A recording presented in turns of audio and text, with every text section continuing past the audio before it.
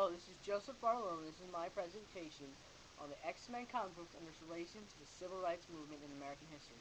The X-Men comic book was created by Stan Lee and Jack Kirby in 1963. The characters and struggles of the mutants in Marvel Comics X-Men is an allegory for the civil rights movement of the time. The X-Men have faced many governmental oppressions and rights violations. What made me decide to use this as a topic was a surprising phenomenon. I was watching on Netflix The Astonishing X-Men: The Cure, a motion comic. In this motion comic from Joss Whedon, the government, through extraterrestrial help, developed a cure for the mutant gene. As I heard the description of the government creating a cure, I thought, where would the justification be when the government starts forcing a cure on mutants if the mutants choose to disobey the law? Immediately I thought of what Wolf would say. That as a minority, the mutants would not be held to this law because they would not agree to this law. In order for the mutants to be morally autonomous, they must not submit to the authority solely on the basis of its claim to authority. After thinking about this event in the continuum of X-Men comics, I started to think of others. As a child and a young adult, I never questioned the right of my favorite heroes to protest and in some cases rebel against the government. Now I look back on the Mutant Registration Act, the Sentinel Project, and mutant concentrations. I see how the ideas of Martin Luther King, Moriel, Bedeau, and Rawls apply to their struggles. All their ideas come to mind. First, I thought of the events and actions in X-Men that happened with the Mutant Registration Act. The U.S. government in the Marvel Universe passed a law that all mutants need to register and be cataloged with the federal government. Next is the Sentinel Project.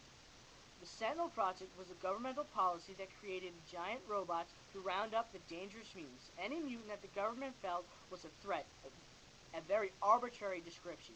The giant sentinels did not only capture mutants who committed crimes and violent acts, but any mutant that was considered dangerous. The next step in the mutant suffrage was the concentration camps to hold the dangerous mutants.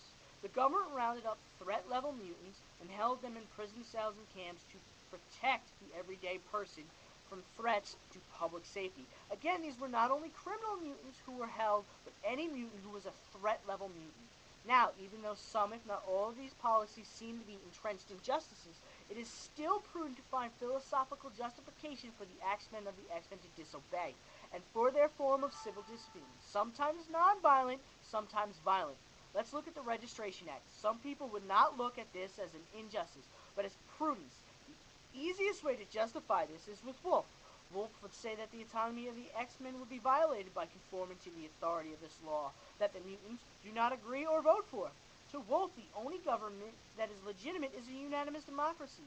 The mutants not only are oppressed by this law, but it completely ignores their autonomy, their wishes. The mutants did not vote for this act, so to Wolf it has no weight, no merit, and no authority over them. Now that the act has been established as a non-legitimate act, we should look at their actions. The mutants, as directly persecuted by this law, can act civil disobediently through direct disobedience as categorized in Bedeau's works and many others. The X-Men exhaust all negotiations, a precursor for both Rawls and Martin Luther King's necessary steps for civil disobedience. In this instance, the X-Men acted non-violently. However, the only area that might be questioned by Martin Luther King is their openness. Yes, key mutants spoke out, but Xavier's School for the Gifted was not openly a school for mutants. But none of the X-Men deny that they are mutants, and if the government came knocking at the school, would openly declare and resist. Now let's look at the more violent civil disobedience acts, or terrorist acts, if you're not swayed by my arguments.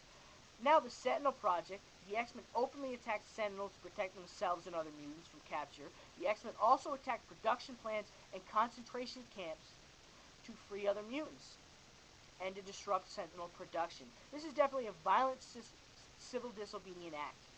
Some would say this is simply self-defense, but I do not think that is enough, and it should be justified more for this reason. As I wrote this, I thought of the Japanese internment in U.S. World War II history, a very similar situation. And finding justification to act as civil disobedience in the X-Men concentrations, it would justify doing so in the same situation for the Japanese internment, which we should have done. Clearly, the autonomy and freedom is violated by both situations. But should people act against the government? I think the ideas of Bedeau and Wolf play into this. First off, the X-Men were not interned and captured by Sentinels, but others were. Bedeau justifies indirect civil disobedience with personal responsibility. As citizens who the government works as our proxy and we are responsible for their actions, so yes, the X-Men should act civilly disobedient to stop the Sentinel projects and the internment for themselves and other interned mutants, as we should have for the Japanese. Now back to the violent disobedience. Moriel classifies the destruction of property as violence. The Sentinels are government property, as are the concentration camps. Also, guards at the camps and factories were also harmed in trying to stop and freeing of the concentrated mutants.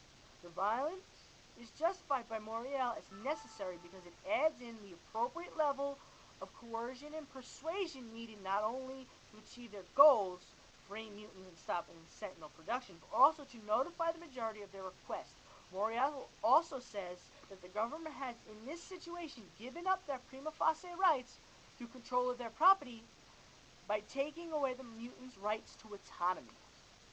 As we can see, the allegory of the X-Men struggle relates to our history. Many people would ask, why not just do a presentation on the history? I say that the point of philosophy is to question all, even fiction. Because what is fiction if not a reflection of reality? And we should always look at all we see and justify and rationalize what we read, see, and do. Thank you very much.